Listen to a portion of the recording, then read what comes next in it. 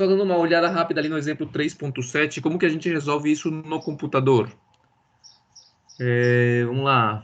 Francine, tu estava sentando aí, fizeste como ali no computador 3.7? Prof, eu tava tentando entender o conteúdo.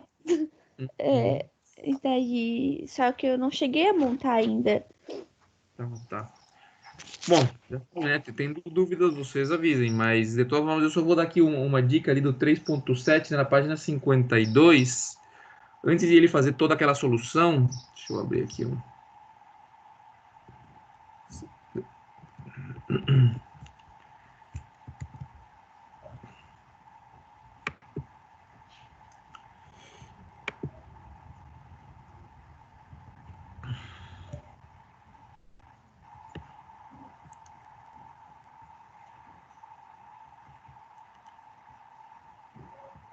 Vocês estão vendo a minha tela aí, sim? Sim. Tá, só ver se eu consigo aqui.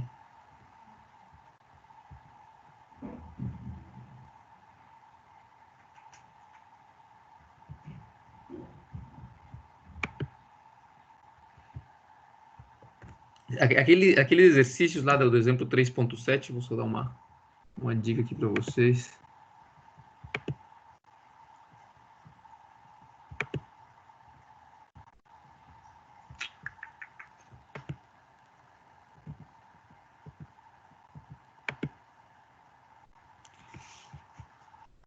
Vocês veem, era aquele esquema, né? Tem um sistema ali, os dois tanques, e você tem que testar, então, a entrada. A entrada é CI, né? CI no tempo, fazer ela primeiro como se ela fosse um pulso.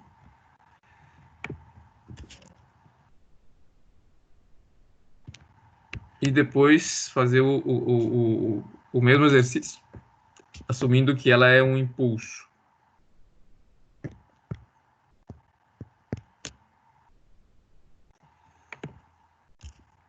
Tá aqui no 1. Ela vai lá, muito longe, lá, volta e continua, né? Então, esse seria impulso. E esse seria pulso.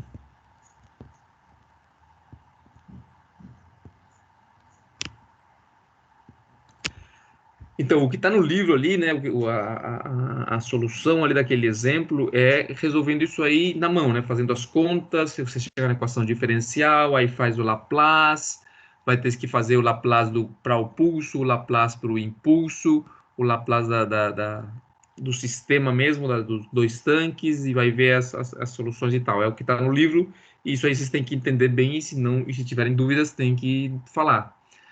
O que eu quero também ali é que vocês comprovem que a resultado que dá, né, ele tem uns gráficos ali na página 54, no final desse exercício, ele tem uns gráficos que eu quero que vocês comparem com a solução no Scilab. Então, a solução no Scilab, como é que fica? Se vocês percebem, ali temos a equação 306 e 307, que são as duas equações dos tanques, já estão com números ali, né? Seria, tem uma equação é 4dC1 dt mais 2C1 igual a 2CI. E tem uma outra equação que diz 3dC2 dt mais 2C2 igual a 2C1. Tá certo? E eu quero testar essas duas, esse sisteminha, né, que são essas duas equações diferenciais, e quero saber como que é a saída, né? Lembre que a saída, no caso aqui para nós, vai ser C2, né? A minha saída, que eu quero saber quanto vale, é C2. Tá certo? Essa aqui é a minha saída, que eu quero saber. E eu quero saber como que C2 se comporta quando C1, quando CI é um pulso, e como que C2 se comporta quando CI é um impulso. Esse é o que o exercício está pedindo, e é o que ele faz. Para fazer no computador, o que a gente tem que fazer é montar para esse sisteminha aqui, ó, o diagrama de blocos. lá no Silab, usando os integradores. Como que a gente faz isso aqui? Vamos lá.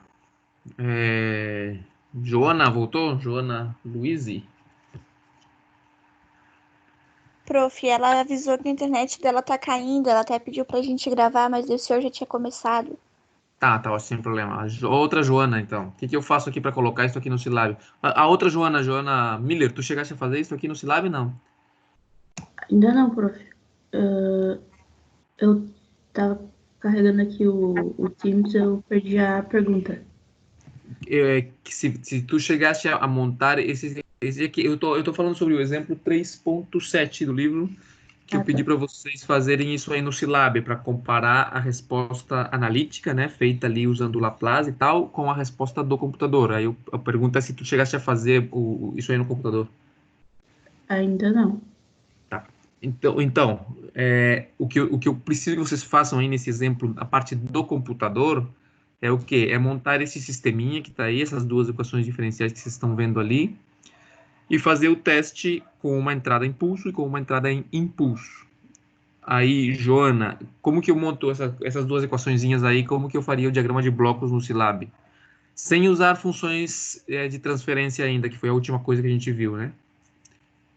Usando aqueles blocos de integradores, como a gente faria? Eu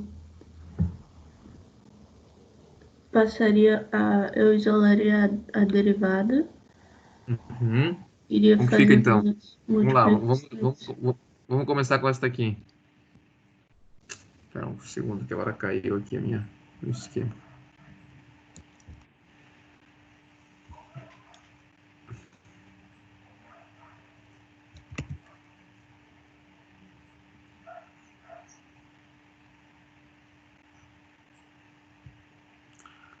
Um segundinho, deixa ele voltar aqui.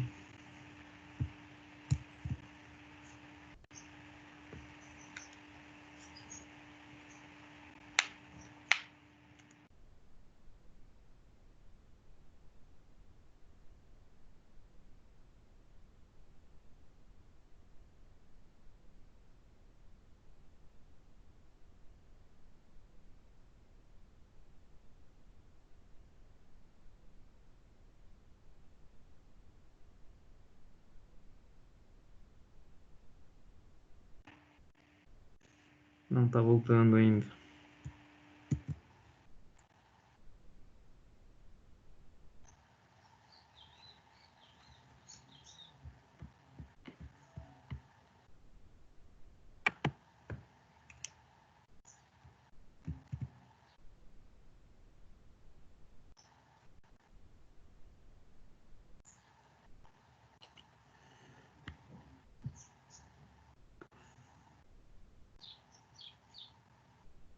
Tá, outra vez aqui então.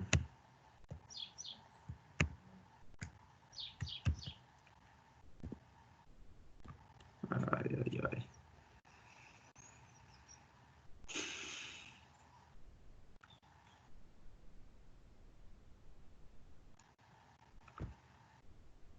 Outra vez. Travou.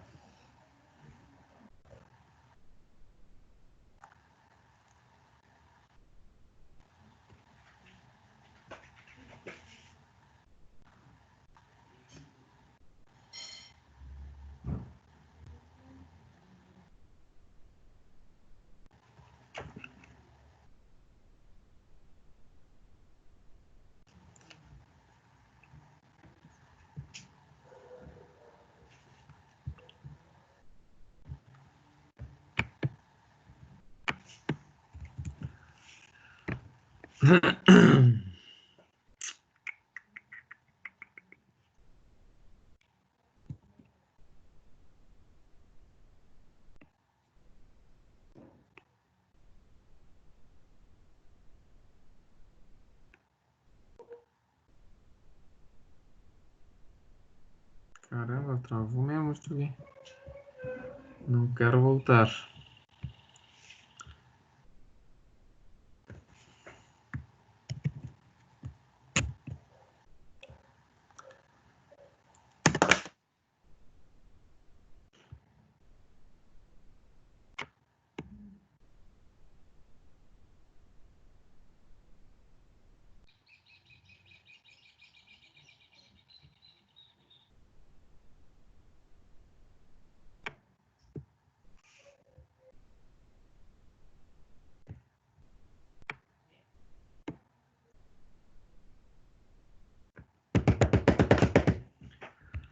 Ui, ui, ui.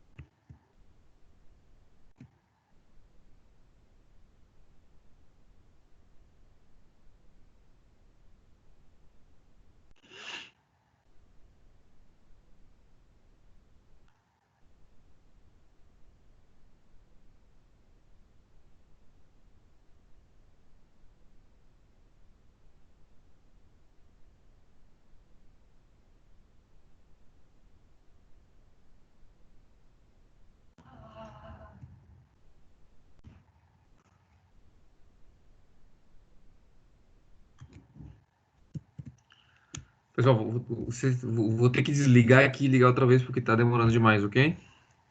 Tá bom, prof. Já volto aí. Tá bom, prof. Ok.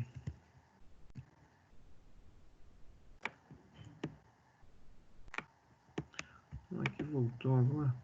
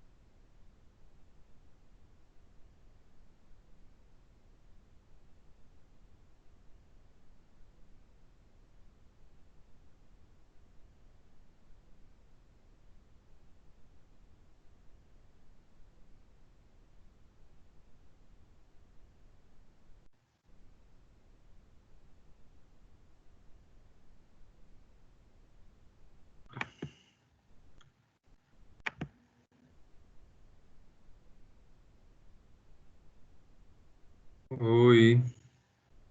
Voltei. Oi, prof. Tá. Vamos voltar aqui, começar do zero. Tá, eu estava falando sobre o exemplo 3.7, então.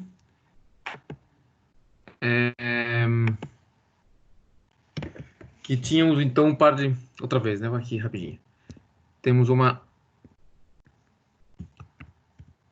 sistema que quer se observar a saída dele com relação a duas entradas. Uma entrada em pulso e uma entrada em impulso. A entrada, então, impulso e no impulso vai ser CI e em um dos casos essa CI vai começar em 1, vai para 5 ou para 6, não lembro, volta e continua em 1. E no outro caso ela está em 1, faz um impulso muito grande, muito rápido, né? Sei lá, até lá, infinito, e volta para 1. Quer saber então como que o sistema responde a cada uma dessas duas, né? Para ver se é uma boa aproximação. O impulso pode ser uma boa aproximação do impulso se a gente faz com que a área debaixo do pulso seja a mesma área debaixo do impulso. Então, o sistema nos dá, o exemplo ali nos diz que depois de eu montar as equações de conservação e tal, eu chego em duas equações, que eram 4 dC1 dt mais 2C1 igual a 2CI.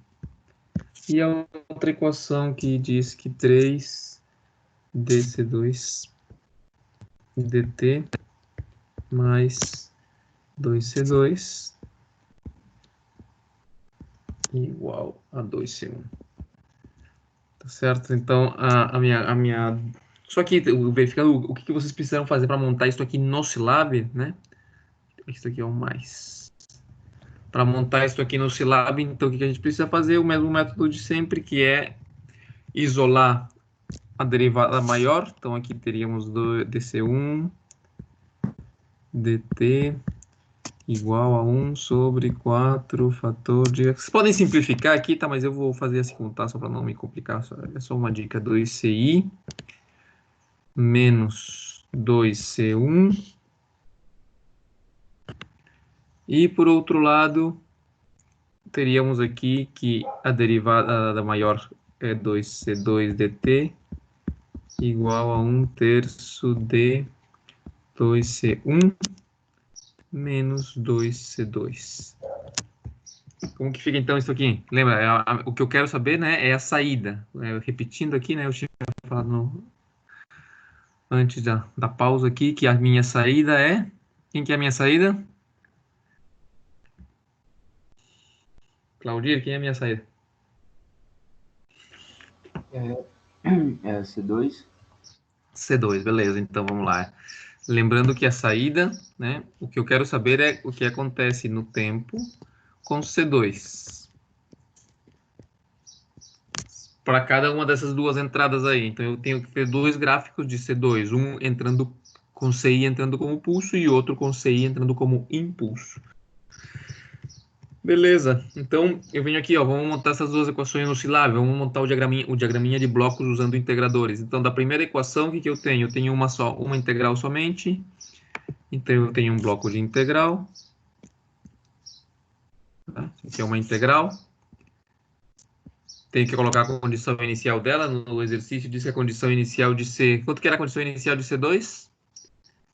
De C2 não, isso aqui, essa integral aqui é C1, tá? Então aqui é a entrada de C1.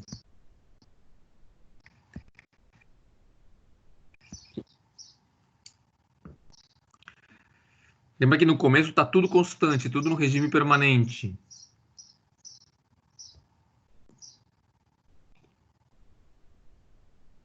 Nesse exemplo aí, ele tinha dito que todas as concentrações no começo seriam iguais, que se não estou mal é 1, tá certo? Então, a condição inicial de todas as concentrações vai ser 1. Então, o C1, quando t igual a 0, igual a 1. Então, essa condição inicial tem que ser colocada lá no integrador. Vocês dão ali o double click no integrador e dizem para ela que a condição inicial de C1 é 1. Beleza, então ainda nesse diagrama de blocos, o que seria essa derivada C1 de t aqui, ó, ela é igual a 1/4 vezes esse parêntese. Então, eu vou colocar para multiplicar por 1/4 aqui.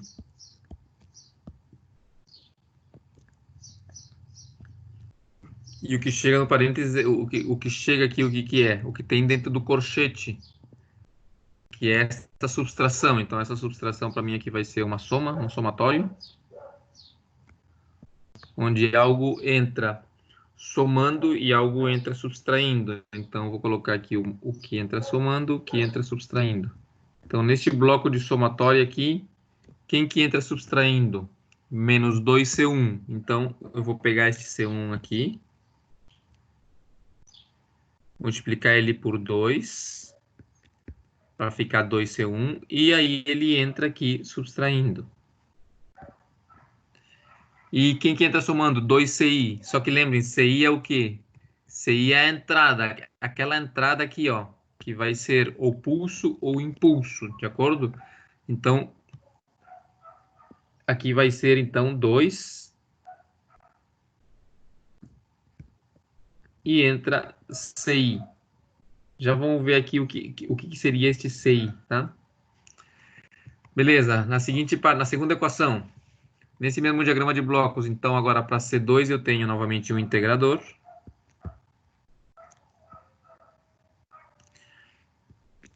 No qual entra a derivada de C2 no tempo. E sai C2. Como é um integrador, eu tenho que colocar a condição inicial, que, como diz o exercício, na condição inicial são todas as mesmas, no regime permanente. Então, aqui, ó, C2 para o tempo igual a 0 vai ser igual a 1. Isso aí, novamente, você tem que colocar lá dentro do bloco do integrador. Quem que é a derivada de C2? A derivada de C2 é 1/3 vezes aquele parênteses ali. Então, você vai colocar aqui 1/3. Lembra que sempre, diagrama de blocos, o que entra multiplica o que está dentro do bloco, e essa multiplicação, então, é o que sai. O produto do que entra vezes o que está dentro do bloco é o que vai sair. 1/3 vezes aquele parênteses, só que aquele parênteses tem 2C1 e tem 2C2. E o 2C2 está entrando subtraindo, e o 2C1 está entrando somando. Então, eu tenho aqui novamente um somatório, mais, menos. Quem entra subtraindo é o menos 2C2. O C2 está aqui, ó. Então, ele entra aqui subtraindo. E o que entra somando vai ser 2C1. O C1 é o mesmo do C1 do diagrama de cima, digamos, né? Então, ele vai vir aqui, este mesmo valor C1 aqui. Opa, aqui não. Antes de multiplicar pelo 2, tá? Então, este valor aqui, vamos fazer aqui, pra gente não se confundir. Eu vou trocar de cor, tá? Mas é o mesmo diagrama, tudo igual. Vou só trocar de cor para ele não. Então, vai vir por aqui, ó. Pula aqui.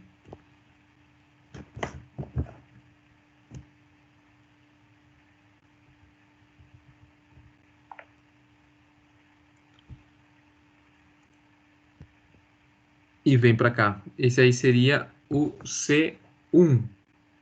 Ah, não, tá errado. É 2C1, né? Desculpa, é 2C1. Então, posso usar o 2C1 que já estava ali anterior. Vou só. Então, aqui, ó. Vou colocar até roxo mesmo.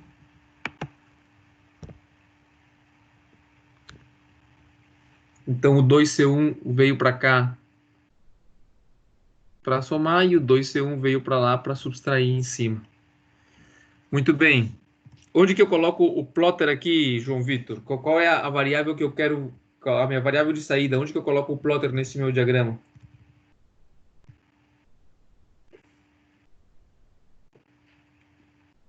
Na saída do C2. Isso, então aqui, ó, na saída do C2, eu vou colocar o meu plotter lá, aquele reloginho, tem um reloginho aqui, um clock. E aí esse reloginho vai lá no sei lá, csfloat, que chama-se. Acho que é algo assim. E aí essa é a minha saída. A questão é o que vai ser a minha... Esse C1 aqui, ó, se vocês quiserem também ver o C1, podem colocar um plotter aqui, tá? Ou se vocês não quiserem ver, simplesmente isso aqui não precisa, pode tirar fora. Se você quiser olhar como que o C1 varia também, você pode colocar ali um plotter. E se não, então joga fora e não vê. A questão é, este CI que está aqui, é aquele que eu tenho que fazer primeiro como pulso e depois como impulso. Então, como que vocês fazem esse CI como pulso? O que seria o CI como pulso? Então, lá no Scilab, você tem aquela função step, né? Você tem uma função que se chama step. Se você quer fazer um pulso, o que que você faz? Você pode chegar e pegar um step. Digamos que o step, esse aí, ele vai ser o quê? Ele vai ser um step que vai de 0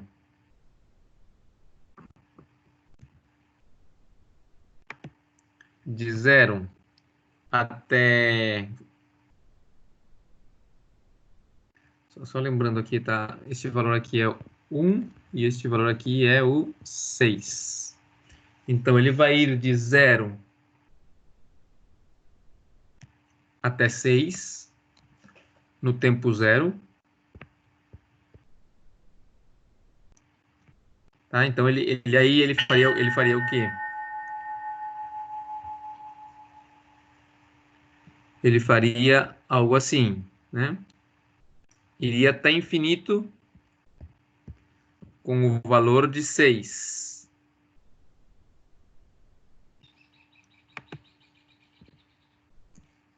De acordo? E depois, então, o que eu faço para que ele desça depois de 0,25? De 0,25, né? Aqui, esse tempo aqui é o tempo 0,25. Opa.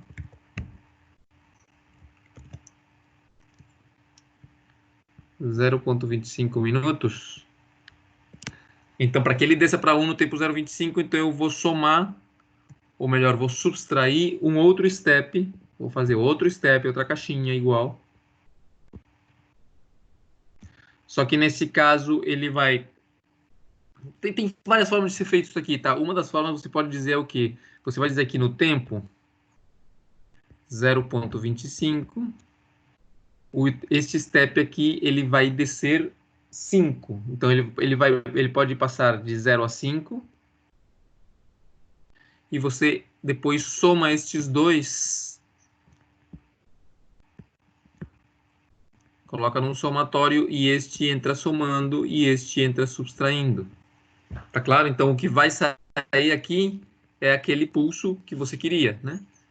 Porque este aqui vai ser um pulso de 5 no tempo 0,25 e este um pulso de 6 no tempo 0 e este aqui um pulso de 5 no tempo 0,25. Se você subtrair um do outro, você vai obter o que você quer, que seria somente o pulso. Assim. E no caso do impulso, você vai pensar e vai me dizer o que você pode fazer. Simplesmente é muito parecido com isso, só que aí o tempo, lembra, no impulso, o ΔT, o tempo ele é muito pequenininho. E o valor do pico do impulso ele é muito alto. O importante é que essa área seja a mesma área do pulso, tá? Então você vai fazer aqui uma continha e é como se você fizesse um pulso com um tempo bem pequenininho e com um valor muito alto. Mas a área tem que se manter. Alguma dúvida nesse esquema aí? Ô, professor, no livro ali a magnitude do impulso está indo de 1 a 6. No Scilab vai usar de 0 a 6 ou de 1 a 6? Tá certo. De 0 a 6. Vamos lá. Dá na mesma, né? Dá na mesma ou não dá? O que vocês acham? Porque o que está acontecendo no tempo zero, no instante zero, na realidade não importa muito se ele estava em 1 e passou para 6, porque o regime permanente dele anterior, que era 1, ou seja, o tempo só começa a rodar a partir do tempo zero.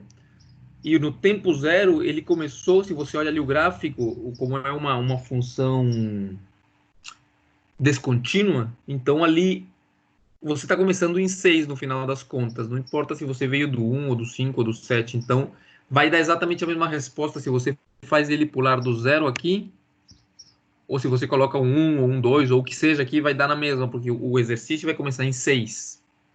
Tá certo? O importante é que quando ele volte, ele não volte para zero. Ele tem que voltar e ficar em 1, que foi o esquema que eu fiz aqui. Por isso que ele desceu 5 de onde ele estava, né? Tá claro?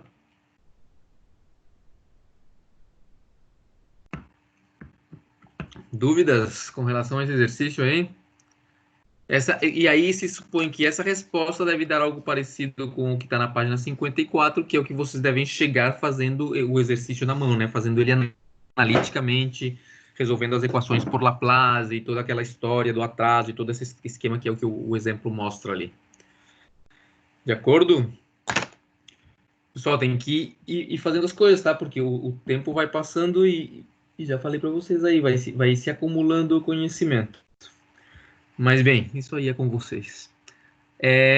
Bom, então eu vou falar hoje sobre o exemplo 4.4. Vou fechar isso aqui.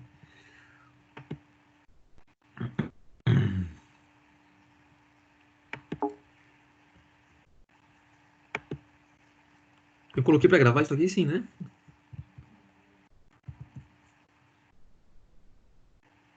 Sim, prof. Tá.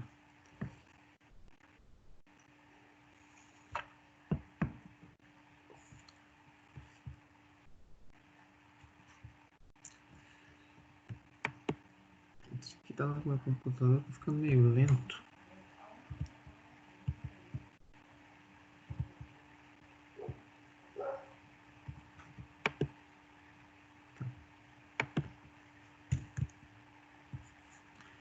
Vamos lá, então, página 64.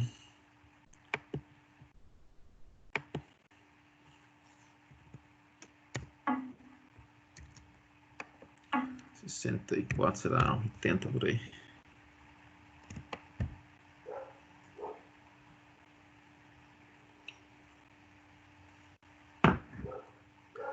Página 64 do livro ali no papel.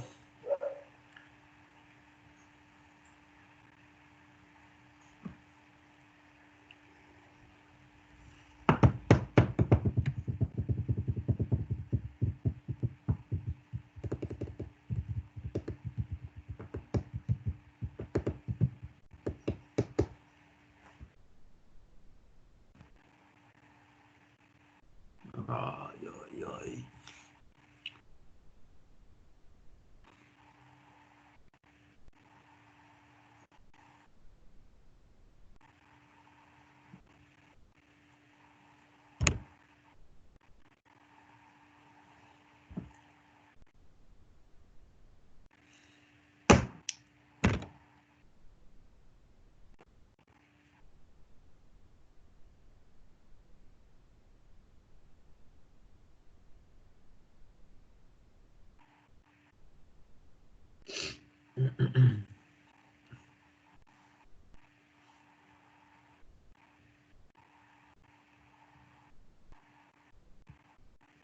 Pô, tá muito lento esse máquina hoje.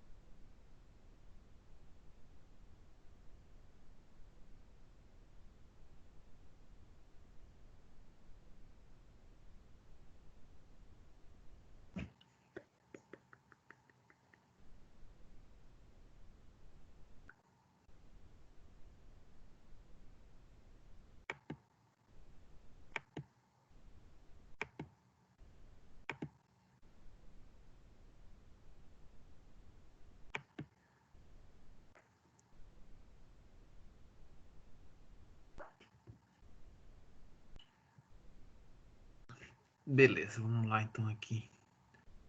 Então, aqui esse aqui é um exemplinho que tem esses dois tanques ali. Vocês estão enxergando ali os dois tanques? Sim, página 64 ali. Então eu tenho dois tanques e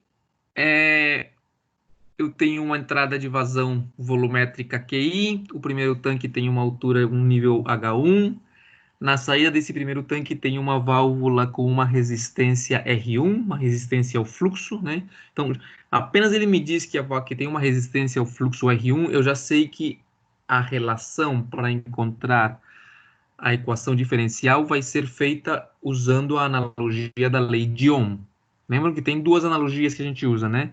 Uma é por Bernoulli, usando a equação de Bernoulli, que lá no final vai dar uma equação com uma raiz quadrada, vocês lembram que vai dar uma raiz quadrada da altura? E a gente falou, olha, isso aqui tem um probleminha porque é uma equação não linear. E uma outra aproximação mais simples é usando a lei de Ohm, que é, né, relacionando voltagem igual a corrente vezes resistência com vazão volumétrica, que seria a corrente, a altura seria a voltagem e a resistência elétrica seria a resistência da válvula, que é esse R1 ali. Ok, essa vazão que sai do primeiro tanque, ela entra no segundo tanque, que também tem um nível, que é o nível H2, e também tem uma saída no final ali, que é a saída volumétrica Q2, que sai pela uma válvula que tem uma resistência volumétrica, uma resistência de fluxo R2. Beleza, então, com relação a isso aí, o que eu tenho que montar aqui? Eu tenho, então, se vocês estão enxergando ali, deixa eu aumentar.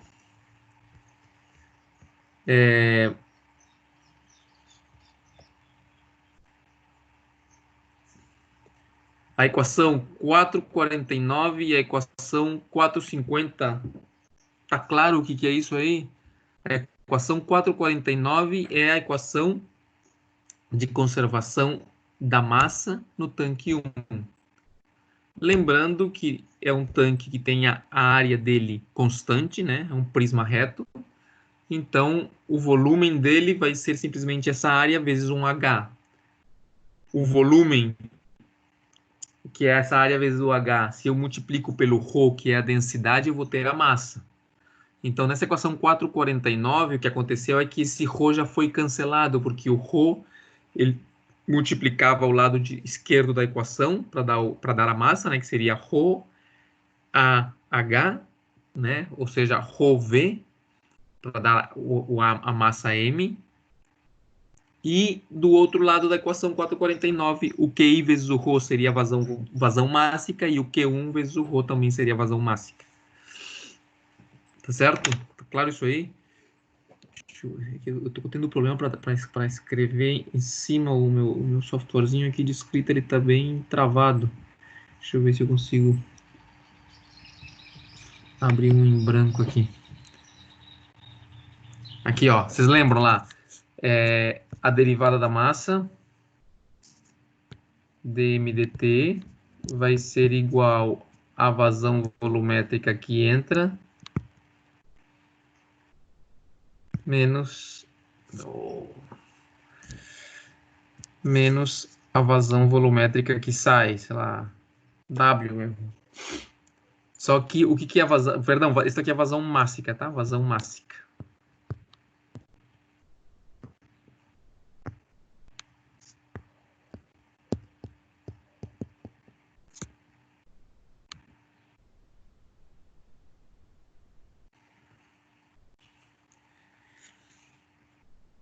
Ele trava. Não sei o que está acontecendo com essa história aqui.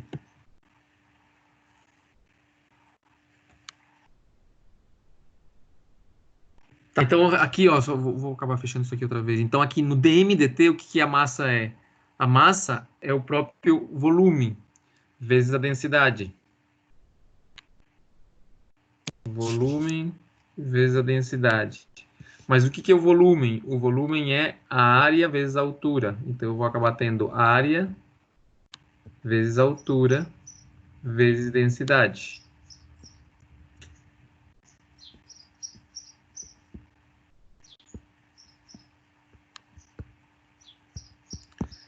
E a vazão mássica é a densidade pela vazão volumétrica. Então, como a densidade é constante, e a área também é constante, que eu acabei de dizer que o tanque ele é um prisma reto, então tanto área como densidade podem sair da derivada.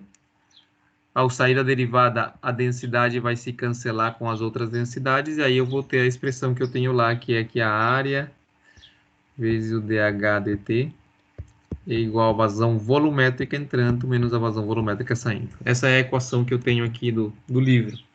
Então, se eu aplico essa equação aí para o tanque 1 e para o tanque 2, eu vou obter, então, as equações 449 e 449. Tá, ele aqui ele não repete, né? Eu vou fazer isso aí para os dois tanques, vai ser a mesma conta, de acordo? Então, para o tanque 1 vai ser A1 dH1 dt igual a vazão entrando menos vazão 1, e para o tanque 2 vai ser H2 vezes dH2 dt igual ao que está entrando menos o que está saindo. De acordo? Então, isso aqui fica A1 dH1 dt igual, o que entra? QI. O que sai do tanque 1? Q1. E para o tanque 2, então fica H2 dH2 dt igual, o que entra no tanque 2? No tanque 2 entra Q1 e sai Q2. De acordo? Então, essa é a primeira equação. A segunda equação, a equação 450, é a equação de que a gente já viu isso aí também, né? Aquela questão da lei de Ohm, né? Então, lembra da lei de Ohm? A gente tinha que a voltagem era igual a corrente vezes a resistência, e que a analogia, então, com o sistema hidráulico seria que a altura é igual à vazão volumétrica vezes a resistência da válvula. Então, desta equação aqui, né, se você isola o Q, vai ser igual a o nível, que é a altura, sobre 1 sobre RV. E, novamente, isso aqui é feito para as duas válvulas. Então, para a válvula 1, eu vou ter que o Q1 é igual a H1 vezes 1 sobre a resistência da válvula 1. E para o tanque e para a válvula 2, eu vou ter que o Q2, que é o fluxo através da válvula 2, é igual ao H2 vezes 1 sobre o RV2. De acordo? Então, essas são as equações. Então, veja que eu tenho, na realidade, 4 equações, né? Então, eu tenho 4 equações dirigindo o meu sistema, governando o meu sistema. Quais são as 4 equações?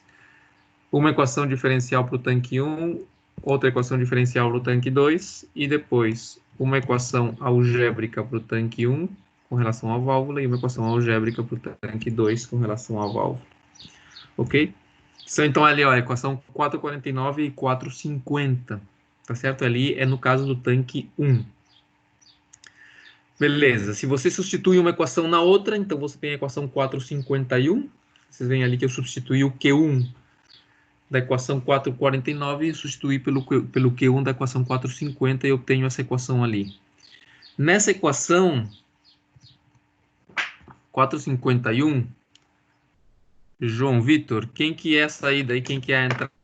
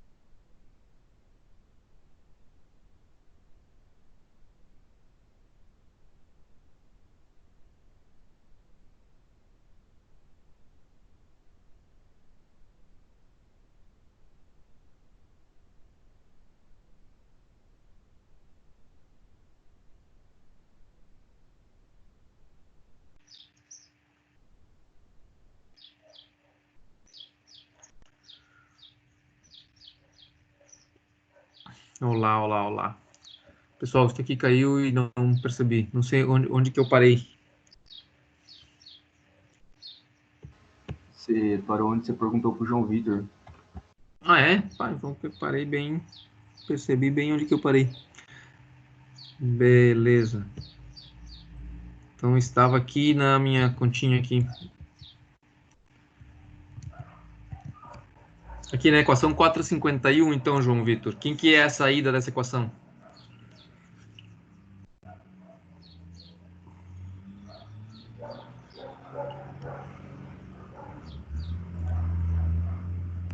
É a vazão 1, professor? A vazão 1? Na equação 451, né? Equação diferencial. Lembra lá, eu tenho duas equações, né? Para o tanque 1 eu tenho essas duas equações, a 449 e a 450. Eu substituí uma na outra e me deu a 451. Nessa equação 451, quem seria a saída da equação?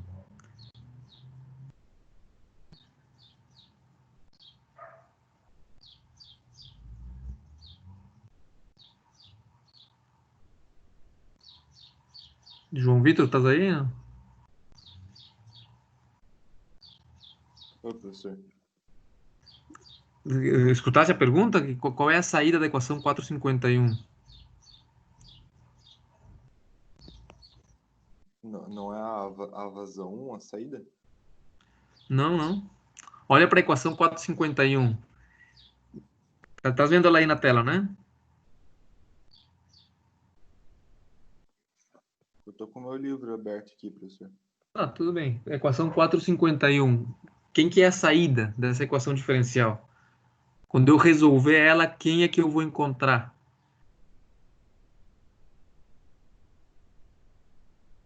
Vai ter o H1', o R1 e a área 1.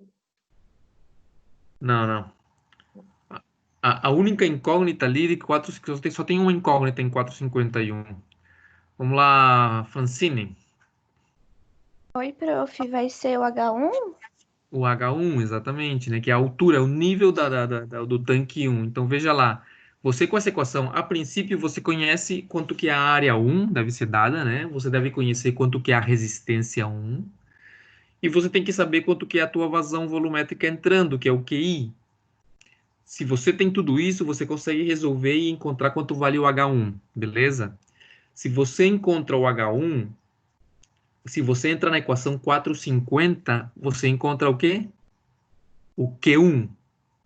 Tá claro? Prof, sim, só uma coisinha. O senhor tá compartilhando a tela do senhor? Eu tô. É que a Não, gente não tá vendo, pelo menos aqui não tá aparecendo pra mim. Não tá aparecendo também. ele aqui parece que tá no share já. Deixa eu fazer outra vez, então.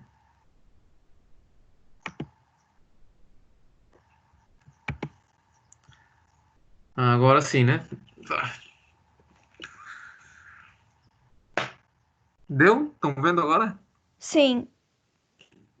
Beleza. Tá, volto aqui então. Eu estou falando da equação 451, né? Estamos dizendo que na equação 451 a saída era o nível. Até antes, vamos aqui com ordem aqui. O que esse exercício está pedindo é o seguinte, ó. Você tem esse sistema de dois tanques aí e ele quer saber o que acontece com a vazão 2 quando existe uma variação na vazão I, no QI lá em cima. Tá certo? Então eu tenho dois tanques, eu tenho uma vazão de entrada QI no tanque 1, tenho uma resistência da válvula 1, saindo do tanque 1 eu tenho uma vazão Q1, que é uma vazão volumétrica, que entra no tanque 2, e essa vazão do que entra no tanque 2 gera um nível H2 e depois sai pela válvula com uma resistência R2 e vai sair uma vazão Q2. Então a questão é, o que acontece com a vazão 2 quando existe uma variação na vazão QI? Tá tudo no regime permanente, inicialmente está tudo constante, ou seja, o que está entrando por QI está constante, o nível H1 está constante, o que sai do tanque 1, que é o Q1, está constante, o nível H2 está constante e a vazão Q2 está constante. Está tudo constante no regime permanente inicialmente. E aí acontece uma variação em QI. Qualquer tipo de variação, pode ser um degrau, pode ser uma rampa, pode ser que QI começa a oscilar como se fosse um seno, qualquer coisa. E aí você vai querer saber o que acontece com a vazão Q2 quando essa variação em QI acontece. Então, para isso aí, para resolver esse problema é que a gente está montando as nossas equações diferenciais, né, que eu falei para vocês que eram essas 4 equações, 2 diferenciais, 2 algébricas, né, que eu falei aqui. De acordo? Então, as 2 primeiras, que são essas aí da setinha vermelha, são as 2 equações diferenciais, que é a aplicação da conservação da massa em cada um dos 2 tanques.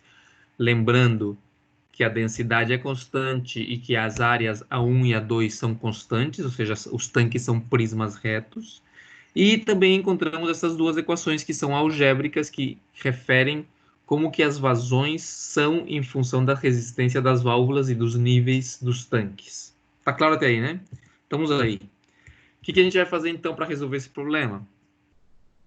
Na equação 451, eu substituí a equação algébrica dentro da equação diferencial. E aí acabamos de ver que a saída da equação 451 é H1. Ou seja, se eu sei quanto vale a área 1, se eu sei quanto vale a resistência 1, e me é dada um QI, me dizem como que o QI varia, que é aquela vazão volumétrica entrando no primeiro tanque, essa equação 451, quando resolvida, vai me dizer quanto que é o H1. Se eu pegar esse H1 e entrar, se eu conhecendo o H1, eu entrar na equação 450, o que eu vou obter? Francine. Oi, prof. Se eu encontrar na equação 451, eu encontrar a saída dela, que dado o QI, eu encontrar o H1, e com esse H1 entrar na equação 450, o que eu obtenho? A vazão A vazão 1. Se com a vazão 1, olha lá, se com a vazão 1 eu entrar nesta equação aqui, que é a segunda equação diferencial, o que eu obtenho? Conhecendo H1, Q1, que acabei de encontrar. Quem é a saída que eu vou encontrar aqui? nessa vai ser H2. Beleza, sabendo H2, eu venho para cá. Quem que eu encontro? A vazão 2. E aí acabou o exercício, né? Virou, é uma cadeia de soluções. Então você encontra, primeiro, na equação 451, como que o nível 1 muda quando o QI, que é a tua entrada, varie. Você encontra o H1. Com o H1 você encontra o Q1. Com o Q1 você encontra o H2. E com o H2 você encontra o Q2, que vai ser lá a saída aqui. Estão vendo ali a corrente, né, de equações, uma para encontrar a saída de uma é a entrada da seguinte. Beleza, então agora sim, dado isso aí, vamos ver como que a gente vai resolver isso aqui. Como que a gente vai resolver a equação 451? O que acontece com a equação 451? Que a derivada H1, ela, na realidade, tem um problema. Qual é o problema dessa equação 451 quando eu aplicar Laplace nela? Joana.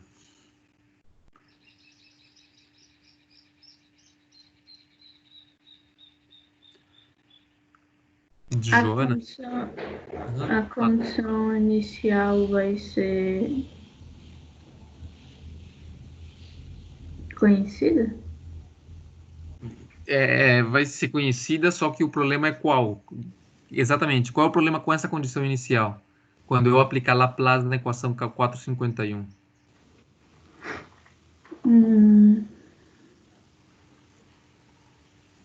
O que acontece quando a gente aplica Laplace numa derivada no tempo? Lá, segundo a tabela lá, lembra daquelas fórmulas da tabela lá? Quando eu aplico a Laplace numa derivada, o que aparece lá na resposta em Laplace? Aparece o YS. O YS, sim, mas aparece fórmula equação 24 ou 25. O que aparece ali? Olha só, na equação, na fórmula 24 do livro, tem lá, ó, df dt, então o Laplace vai ser SF de S menos o quê? Y0. Ou seja, o que a condição inicial vai entrar. Qual é o problema com a minha equação 451? A condição inicial de H1 é 0? Não. Não necessariamente, né? O tanque 1 pode ser que ele comece, o problema começa e ele já existe um valor de H1. Uhum. E esse é o problema, né? Então, o que a gente tem que fazer? Em vez de trabalhar com H1, que é o nível, eu vou trabalhar com uma variável de desvio H1', H1'. Quanto vale H1'? Lembra uma variável de desvio? Quanto que é?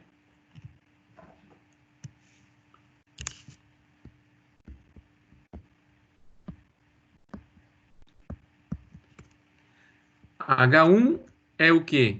É o nível... Opa. Tanque 1.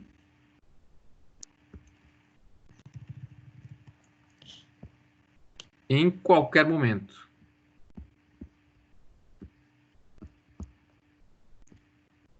Em qualquer momento. H1 barra é o nível do tanque 1. Quando? No estado permanente? Isso, no regime permanente. Que a gente chama lá do steady state.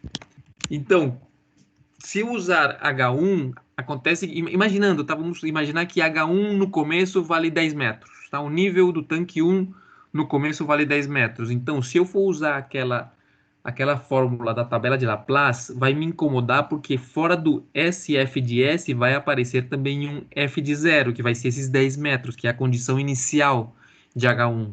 Então, o que se faz é que se usa a variável de desvio H1', que é o quê? É o nível, é a diferença, né? Entre H1 menos H1 barra. Quanto que vale a variável de desvio H1 barra no tempo 0? Quanto vale a variável de desvio H1' no tempo 0? Vai ser exatamente a derivada da altura? Não, não é derivada, né? É o próprio nível. O nível, lembra, eu tenho aqui o tanque, tá? Ele tá aqui em 10 metros. O Vai nível é ser de 10 metros. variação da altura. Esse é o começo. No começo eu tenho isso aqui, ó, no começo. Ou seja, no regime permanente inicial. O tanque está com 10 metros. Quando o exercício começa, o tanque está em 10 metros. E eu estou definindo aqui essas três variáveis. Ó. Eu tenho H1, que é o nível do tanque em qualquer momento. O H1 barra, que é o nível do tanque no regime permanente, ou seja, nesse começo aí. E eu defini uma nova variável, que é o H1', que é a variável de desvio, tá certo? O nível de desvio, chamamos assim. Nível de desvio do tanque 1. Tá certo? Então, a minha pergunta é, no começo, ao início, quanto que é o nível H1 no começo, Joana? Que é o nível do tanque 1 em qualquer momento. Se for no início, quanto vale? Ele não vai ser igual ao H barra? Exatamente. No começo, o H1 e o H1 barra são a mesma coisa, porque eu estou avaliando o nível do tanque 1 em qualquer momento, só que esse momento é o começo. O H1 barra é o nível do tanque 1 no regime permanente, que é o começo, e, portanto, quanto vale o H1 de desvio, o H1'. Se eles são Certo. iguais, vale 0, né? Exatamente. Ou seja, essa é a vantagem de usar a variável de desvio. Então, no caso da variável de desvio, o H1', ele vai ser 0 no começo. E aí, o que vai acontecer? Nesta equação aqui, ó, quando eu for resolver esta equação aqui, quando eu for resolver esta equação aqui, 452, que está em variáveis de desvio, e for aplicar Laplace na equação 452, e aí quando eu aplicar a fórmula 25, a fórmula 24, o que vai acontecer com ela? Na fórmula 24 só vai ficar SF de S, porque o F de 0 é 0, porque é o valor, o valor inicial da variável de desvio, que é o H1. Tá claro isso aí? Sim, prof. Mas aí quando tu chegar no H1 linha, aí então vai ser a diferença entre aquele momento e o inicial, né? Não vai ser exatamente o H1. Exatamente. Quando eu resolver este problema aqui, o que eu vou encontrar é o H1 de desvio. Mas se eu tenho um H1 de desvio e quero encontrar o H1 sem desvio, o que eu tenho que fazer? Somar com o do regime permanente? Exatamente. Exatamente. E o do regime permanente é uma constante, né? Então, eu sei que o meu problema começou com H1 em 10. Eu vou fazer de conta que o meu H1, eu não vou trabalhar com esse H1, eu vou trabalhar com H1 de desvio, que começa em 0. Faço todo o meu problema, resolvo tudo. Quando eu encontrar a resposta do H1 de desvio, essa não me interessa, porque o que eu quero saber realmente é o nível do tanque, não o nível de desvio. Aí simplesmente eu vou somar o H1 barra, tá certo?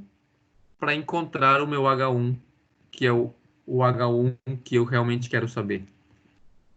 Tá certo? Como que eu chego na equação 452? Vocês lembram?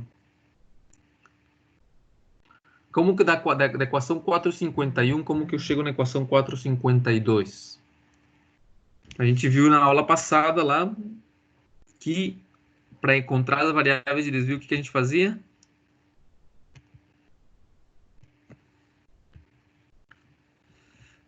Vamos dar eu tenho a minha equação diferencial diz o quê? Diz que A1 dH1 dt é igual a QI menos, o que é o esquema aqui? Menos 1 sobre R. QI menos Q1. Quanto vale Q1? H1 sobre RV1. H1 sobre RV1. De acordo? Essa é a minha equação original, digamos, né? Que é esta mesma equação aqui do livro, a equação 451. De acordo? Se eu tenho a equação 451 com a variável normal e eu quero levar ela para variáveis de desvio, o que eu tenho que fazer? Primeira coisa, esta aqui vai ser a minha equação 1. Não sei se dá de ver, essa cor verde aí dá de se ver bem aí. Sim. Essa é a minha equação 1. O que eu vou fazer? Eu vou avaliar agora essa equação no regime permanente. Como que fica essa equação no regime permanente? Quem está por aí? Claudir, como que fica essa mesma equação avaliada no regime permanente? Vai ficar QI igual H1 sobre RV. Sim, mas antes do igual vai ter o quê? Antes do igual vai ter 0. Isso, 0 igual a QI HI RV1. RV1. Só falta uma coisinha. Se eu estou no regime permanente, as variáveis ganham o quê? Barra em cima.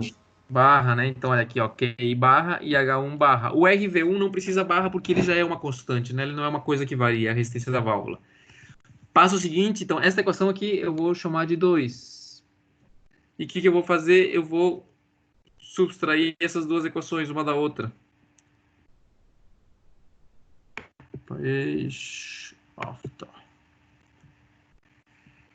Beleza, se eu passo aqui uma linha e subtraio essas duas equações,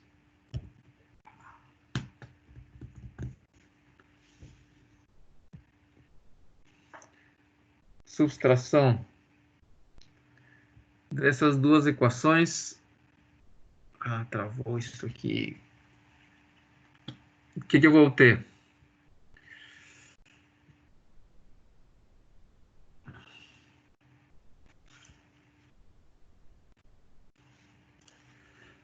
eu vou ter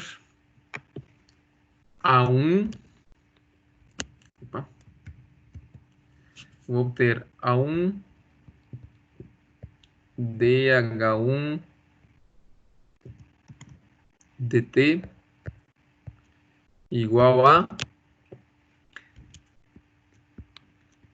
QI menos QI barra menos 1 sobre RV1 fator de H1 menos H1 barra. De acordo? Só que o que é este parênteses aqui, QI menos QI barra? Como se chama? João Vitor. Como chama isso aqui, João Vitor?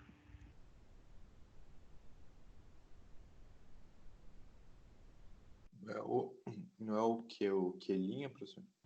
Exatamente. QI de desvio menos 1 sobre RV1. E aqui, como chama isso aqui?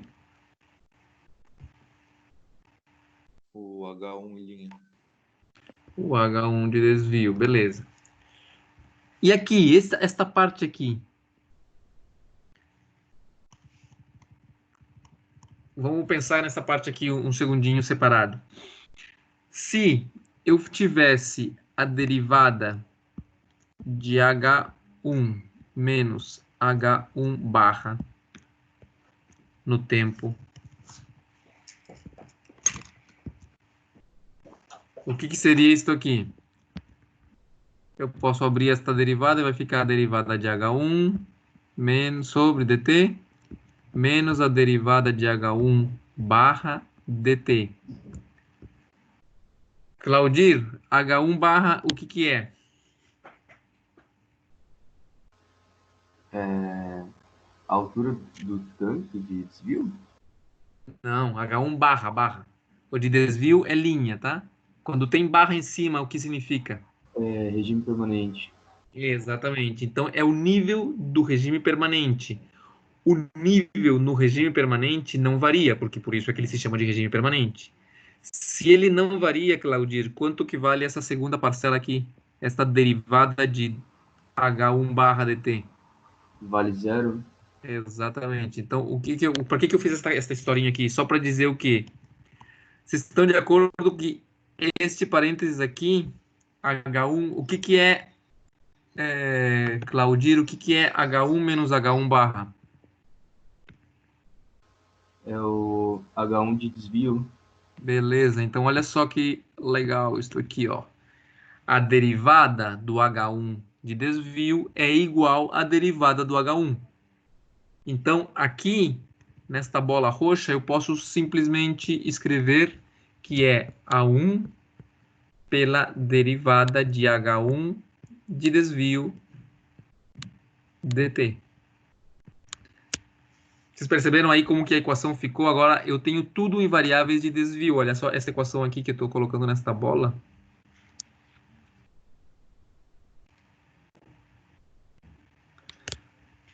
Tá vendo ali, ó? A1 dH1 de desvio dt é igual a QI de desvio, menos 1 sobre RV1 H1 de desvio. Tá claro? Então, essa equação diferencial que eu tenho agora tá tudo em desvio. O que acontece daqui para frente é que essa equação, quando eu levar ela para Laplace, não vai carregar nenhuma condição inicial, porque todas as condições iniciais são zero. Porque todas as variáveis de desvio começam em zero. Porque elas estão definidas, a gente acabou de dizer aqui, ó, a variável de desvio ela está definida como a variável em qualquer instante menos a variável no regime permanente.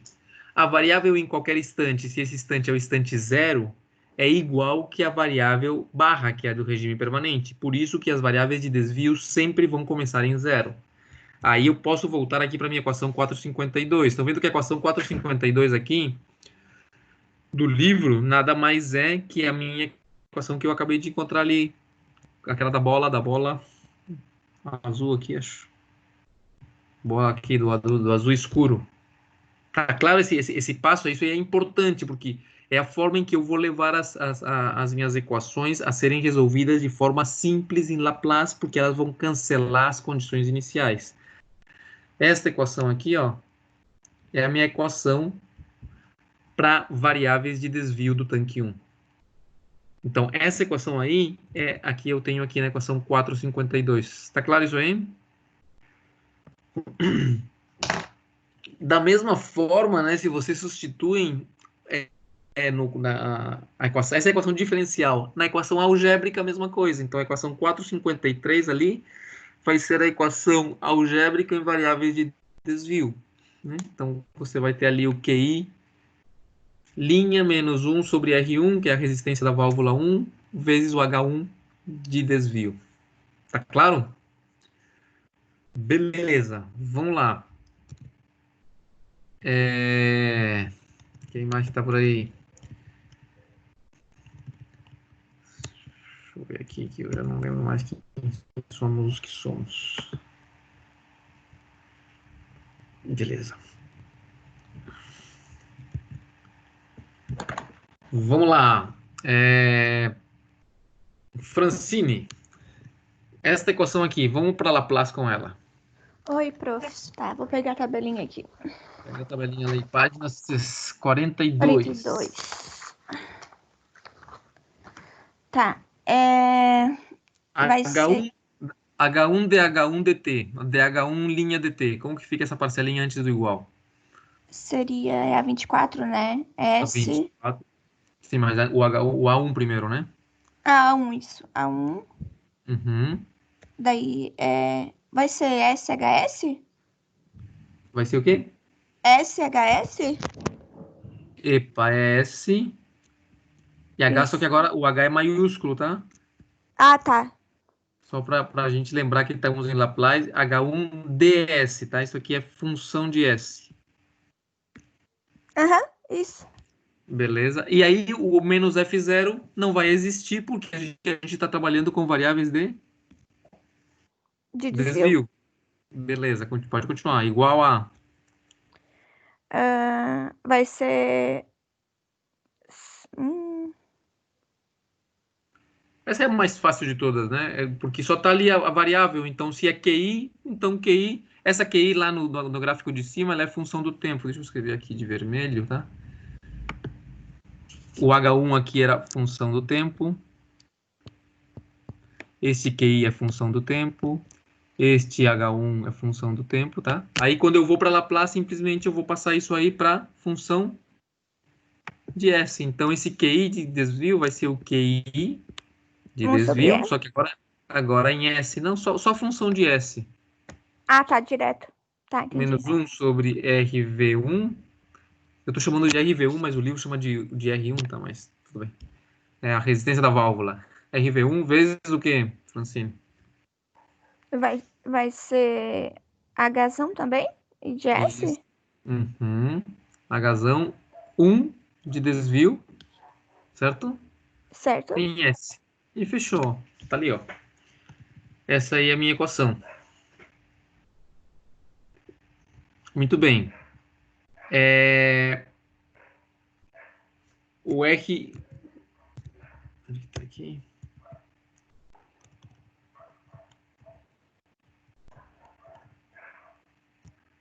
H1, Q1. Tá. Vamos lá. Nessa equação que a gente tem aí em Laplace, tá certo? Eu quero montar... Quem que é a entrada aqui, Francine? E quem é a saída? A entrada é QI e a saída H1? Beleza, isso aí. Então, o que a gente tem que fazer? Eu tenho que pegar essa equação aqui e eu preciso saber como que é o bloco que eu vou fazer para que entre QI, que é a entrada de desvio, todo Laplace, tá? E saia H1. H1 em Laplace. O que é que tem aqui dentro? Para a gente fazer isso aí, é só pegar essa equação que eu tenho ali em Laplace e colocar ela de tal forma que eu possa encontrar o que a gente chama de função de transferência, que a gente já viu, função de transferência. O que a função de transferência é? É a saída em Laplace sobre a entrada em Laplace. De acordo? Lógico, né? Se eu coloco aqui, ó, dentro do bloco, aqui dentro do bloco vem a minha função de transferência, tá? Se eu coloco dentro do bloco a saída, quem que é a saída? H1 de desvio sobre a entrada, quem é a entrada? QI de desvio. Este QI aqui, quando entrar multiplicando o que tem dentro do bloco, vai se cortar com o denominador e vai sair o Q1 de desvio. Tá claro isso aí, né? Então, vamos lá, Francine. Como que a gente vai deixar essa equação aqui, ó? Essa equação que eu encontrei, que você encontrou, para encontrar a função de transferência dela. O que a gente faz?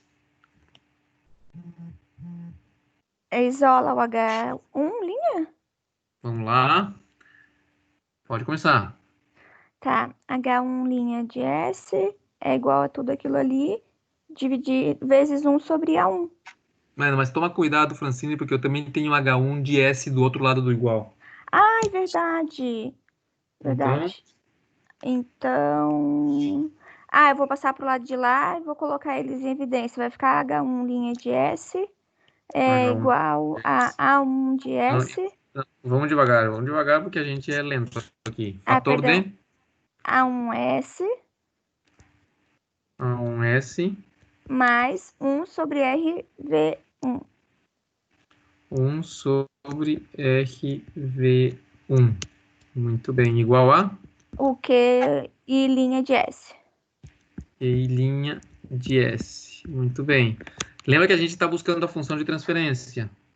Função de transferência eu tenho que deixar uma fração que tenha em cima a saída, embaixo a entrada. No nosso caso, saída quem que é mesmo?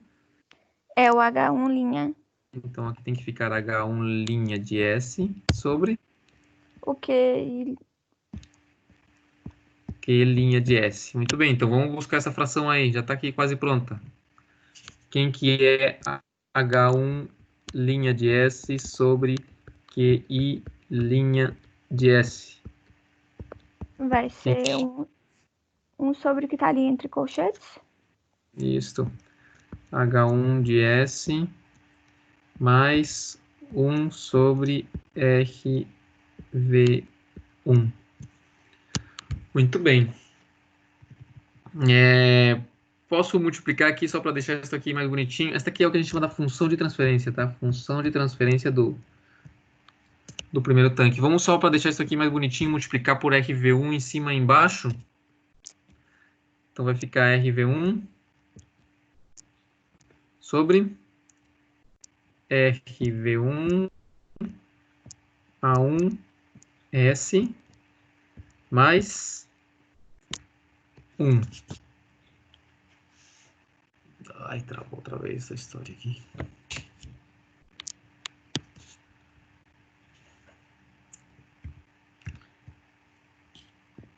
De acordo? Sim. Então aí, ó, a função de transferência está aí. Então, novamente, se eu for colocar essa função de transferência dentro de um bloco, o que eu vou ter? Eu vou ter... O que entra no bloco, Francine? É o QI linha. O QI linha de S. Uhum. O que tem dentro do bloco? Esse que o senhor encontrou, RVI 1, dividido por tudo ali. A1 S mais 1. E sai o quê? O H1 linha. Beleza, muito bem. Isso aí. Aí eu pergunto para você, olhando para esse bloco aí que está ali, você consegue enxergar se isso é um sistema de primeira ordem, de segunda ordem, quanto que é o K, quanto que é o tal? Vai ser de primeira ordem. Uhum. E o tal... Quanto que é a constante de tempo dele? Vai ser o valor de A1? Não. Olha na tua tabela de Laplace lá, por exemplo, a fórmula 6. 6. Tá. Olha lá. Tá vendo que quem é o tal? Sim, é o que multiplica o S. Isso, então quem que é? Vai ser os dois, RV1 vezes A1. Exatamente. E quem que é a constante de sensibilidade estática? O K? É o RV1. Isso, exatamente. Olha só, então, se eu colocar esse bloquinho, né, lógico, eu tenho que saber quanto valia RV1 e tenho que saber quanto valia 1, né, são dados do problema, quanto que é a área do tanque, quanto que é a resistência da válvula. Mas se eu colocar esse bloquinho lá no Scilab, no XCOS, com S, função de transferência, e colocar uma entrada, um degrau, um seno, uma rampa, o que seja, ele vai me mostrar na saída como que está variando o H1 de desvio. Cuidado, de desvio, tá? Muito bem. Agora, se eu conheço H1, estou em Laplace, tá? Estou em Laplace. Se eu conheço H1, eu preciso agora encontrar o quê? Lembra que a gente falou que era uma cadeia de soluções? João Vitor, conhecendo H1, quem que eu vou encontrar agora?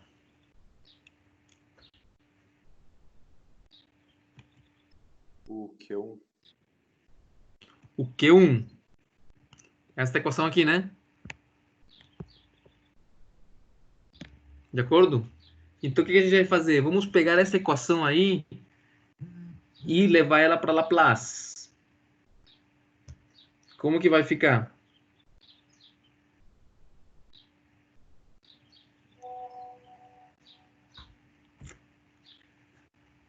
João Vitor, como que fica essa equação aí em Laplace?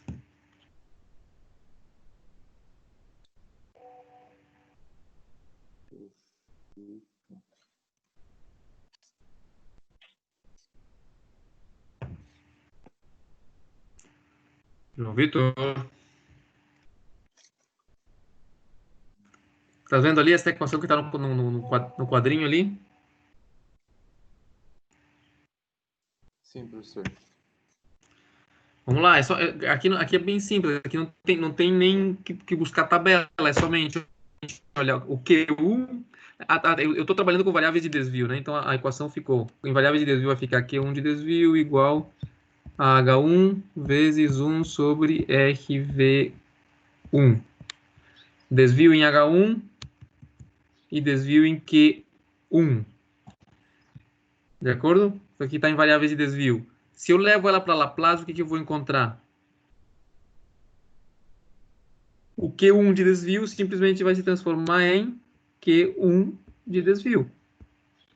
Só que agora é função de S. Antes ela era função do tempo.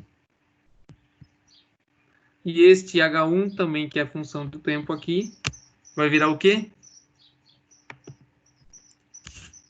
Igual a H1, Hzão, né? H1 de desvio em S vezes 1 sobre RV1.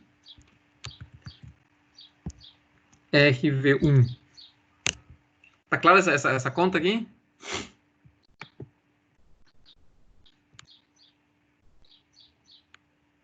Tá clara essa equação ali? Essa é o Laplace daquela equação que estava na caixa vermelha. Aí eu pergunto, João Vitor, como que eu monto a função de transferência aí a partir dessa caixa verde?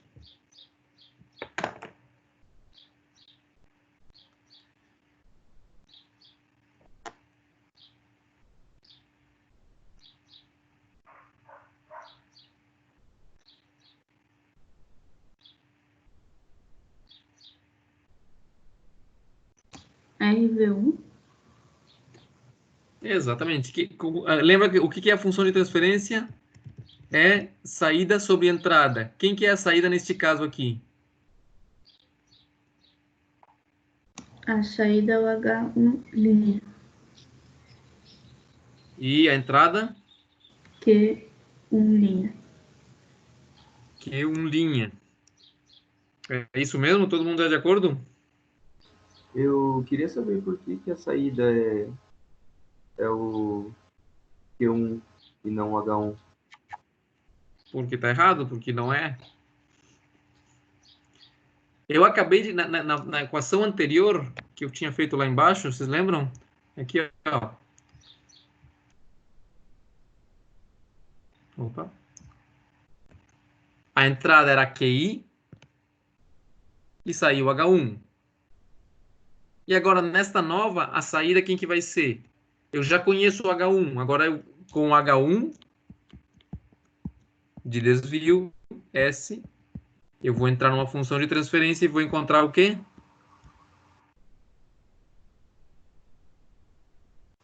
Ah, entendi agora. Quem que eu vou encontrar? Essa equação que a gente acabou de montar aqui em cima, essa aqui que era a simples.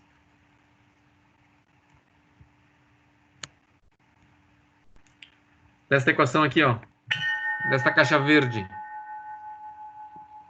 Se eu entro com H1, quem que é a saída aí? Você vai encontrar o QI. Não, Q1. Q1. Isso. Tá claro, pessoal?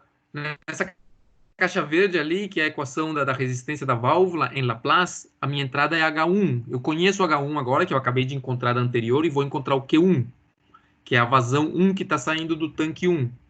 Então, desta caixa verde aqui, ó, esta equação eu vou montar lá embaixo. Então, eu vou ter que 1 sobre RV1. É isso? Sim, saída sobre entrada, ó. Saída Q1 sobre entrada, eu vou pegar este H1 de S aqui, de desvio, e passar ele para dividir. Então, vai dar 1 sobre RV1.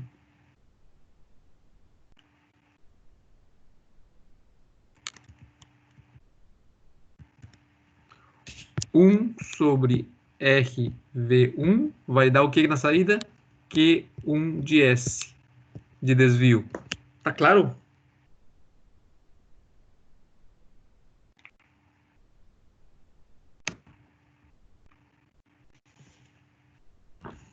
Sim ou não? Como é que tá a situação? Tá sim, professor. Valeu. Como é que é? Não escutei.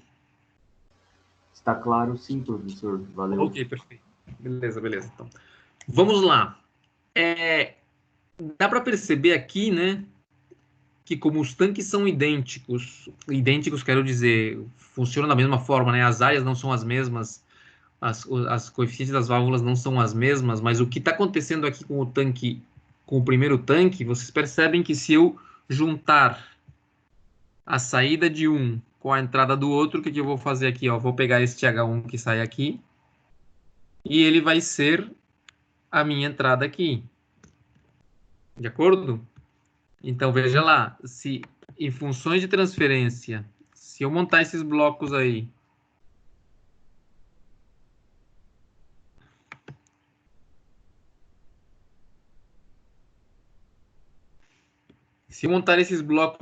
veja que eu já posso dar uma entrada em QI. Se eu entrasse com QI, colocasse uma entrada em QI, eu já poderia encontrar quanto que é o Q1 de desvio. Ou seja, aqui nos tanques, se eu conheço o QI, que está entrando no primeiro tanque, eu vou conseguir saber quanto que é o Q1, que é o que está entrando no segundo tanque. Como o segundo tanque era a mesma característica que o primeiro, a gente pode fazer aqui, ó, sem muito problema, dizer como seria, olhando para o tanque 2, o que seria a entrada do tanque 2, que é Q1 de desvio, em S. Como seria esse bloco para sair aqui com o nível do tanque 2 de desvio?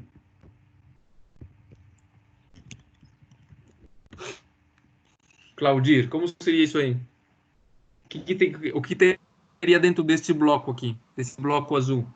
Daria RV2 dividido pelo RV2 A2S mais 1. Beleza. E da mesma forma, se eu tenho o H2 de desvio,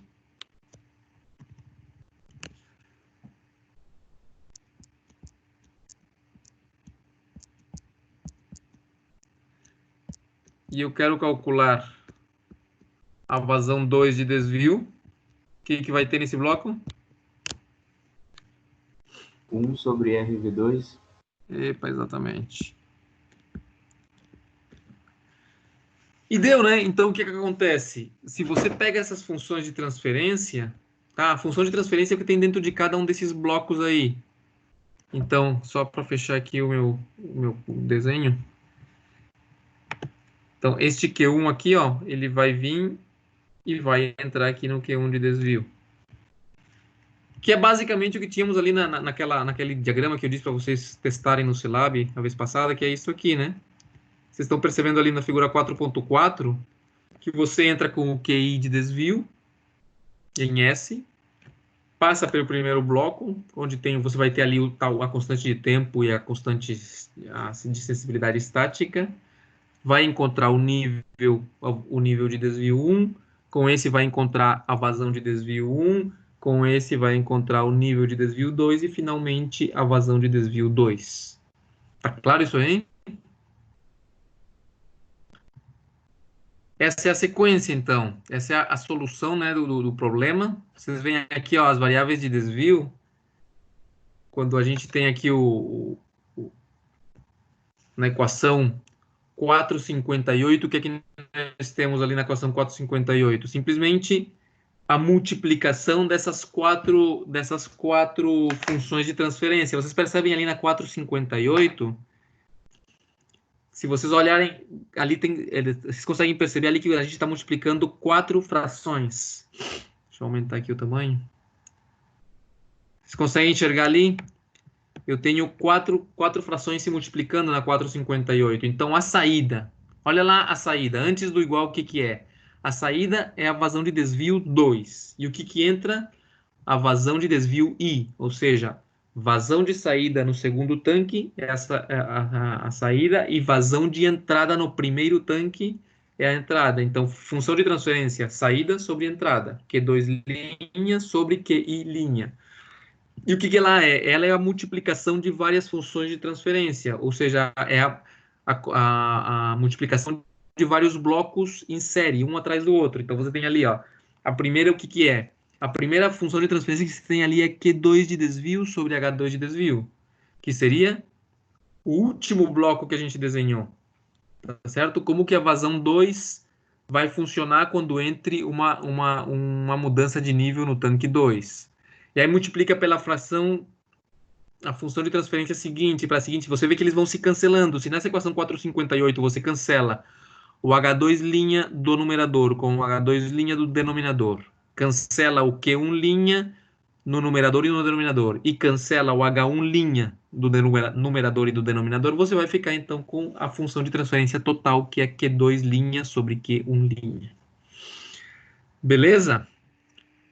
Se você faz isso, né, você vai chegar na equação 459 ali. E se você cortar, então, você vai acabar ficando somente com a equação 460. Se vocês percebem ali a equação 460, Joana, você percebe ali a equação 460, você consegue enxergar ali de que ordem é esse sistema? Sistema de que ordem que é?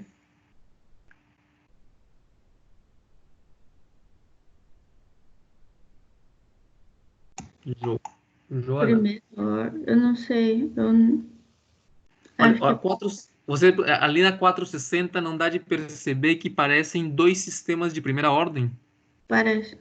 Isso aí. Então, são de fato dois sistemas de primeira ordem. Cada tanque é um sistema de primeira ordem. Só que quando você junta os dois, se você multiplicar esse denominador aí, vai te dar um sistema de segunda ordem. Se você olha na tabela, isso aí se parece, ó, o denominador dela se parece a algo como o que acontece na fórmula 19. Então, vendo na fórmula 19, se você pegar esse denominador da 460 e aplicar a propriedade distributiva, né, a quebrar esses parênteses aí, vai parecer algo parecido com o denominador da equação 19. Estão vendo lá?